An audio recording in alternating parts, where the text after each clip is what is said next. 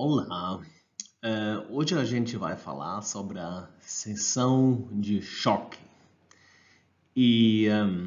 Como literatura adicional, eu sugiro dar uma olhada no Caruso, que bota muito amor nesse capítulo, na seção 3.3, que é só sobre a seção de choque, que é um conceito extremamente importante para a física moderna. Como a gente aprendeu na última aula, processos de espalhamento têm uma relevância extremamente alta. No nosso caso, foi o espalhamento das ondas eletromagnéticas do Sol na atmosfera. Mas processos de espalhamento geralmente sempre dão informações sobre sistemas qualquer. Por causa disso, a gente vai agora introduzir o conceito da seção eficaz de choque, ou simplesmente seção de choque. Um exemplo bem mais simples do que a atmosfera e a luz do Sol seria algum alvo que a gente consegue ver aqui. Vamos dizer que isso é algum material, por exemplo, com átomos lá dentro, e você tem algum raio de partículas, que pode ser de prótons, por exemplo. E agora, necessariamente, algumas partículas simplesmente vão passar o alvo e outros vão ser espalhados. Ok. Esse processo é comparável com quando você tem uma floresta ou só uma linha de árvores e você chuta bolas de futebol para essa direção. Então tem uma certa probabilidade que a bola passa e tem uma outra probabilidade que a bola encontra uma árvore ou algum outro obstáculo e assim não vai passar diretamente. Então, vamos definir as quantidades que precisamos para entender o processo de espalhamento. Então, a gente precisa o número de partículas que encontram um alvo. Então, basicamente, o número das partículas nesse raio aqui. E além disso, a gente vai precisar o número de eventos de espalhamento, né? Quantas vezes aqui uma partícula entra e vai ser espalhado. Além disso, a gente precisa a densidade de centros de espalhamento no alvo, que seria a densidade da massa multiplicado com o número de Avogadro e dividido pelo número de massa atômica. E, obviamente, a gente precisa a espessura X do nosso alvo.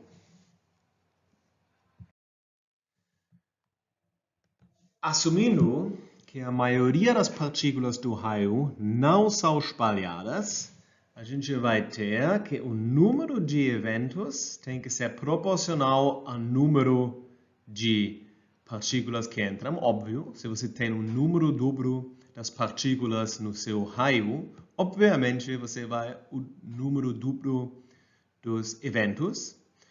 Tem que ser também proporcional à densidade de centros de espalhamento. De novo, se você tem o duplo da densidade dos centros de espalhamento, você vai ter o dobro dos eventos.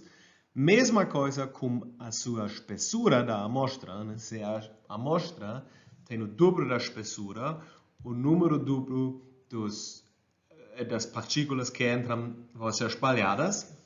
E mais algum fator de proporcionalidade. E esse fator a gente chama a seção de choque. Ok, isso significa que podemos escrever a seção de choque nessa maneira assim, que é nada mais do que a equação antes, agora numa versão um pouco mais linda. Então, vamos primeiro ver qual é a unidade dessa secção do choque, né? Então, isso aqui, o número de eventos não tem uma unidade, é só um número. O número das partículas incidentes não tem uma unidade. Isso aqui é uma densidade, significa 1 sobre o volume. Isso significa que a gente tem aqui 1 metro cúbico em cima. E X é um comprimento. Então, isso significa que a unidade de sigma tem que ser uma área, metros quadrados. E isso é consistente com a nossa intuição, né? A área que você consegue ver aqui nessa imagem, a área rosa, que seria a soma de todos esses centros de espalhamento aqui, isso seria, no fim, a área que determina se tem um evento de espalhamento ou não.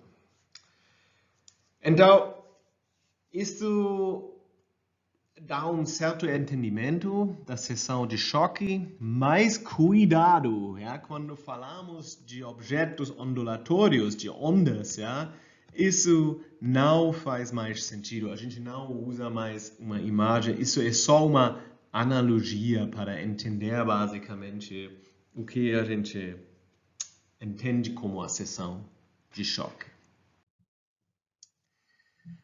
Uma seção de choque especificamente simples seria a seção de choque geométrica no caso de duas bolinhas, né? Então, se você tem isso aqui pode ser o seu alvo, isso aqui pode ser uma das moléculas do seu raio. Vamos dizer que os dois têm o mesmo raio, que seria exatamente nesse caso o diâmetro de cada dessas bolas aqui, e isso significa que a seção de choque para esse caso seria πd quadrada. Ok, vamos finalizar essa aula introduzindo um outro conceito que a gente vai usar bastante, e vocês vão escutar isso agora a primeira vez, mas a gente vai voltar para esse conceito, que é relacionado à seção de choque, que é o livre caminho médio, né? Então, se você considera agora uma partícula que anda dentro do nosso alvo, e essa partícula tivesse uma velocidade média v, quando essa partícula anda, em termos de colisões, ele cobra um certo volume, que seria exatamente a velocidade vezes ΔT vezes a nossa seção de choque. Ok, isso significa que o número de colisões totais seria N, durante esse tempo ΔT, seria N vezes esse volume, que tem escrito aqui. E, naturalmente, isso significa que a frequência de colisões seria NV sigma.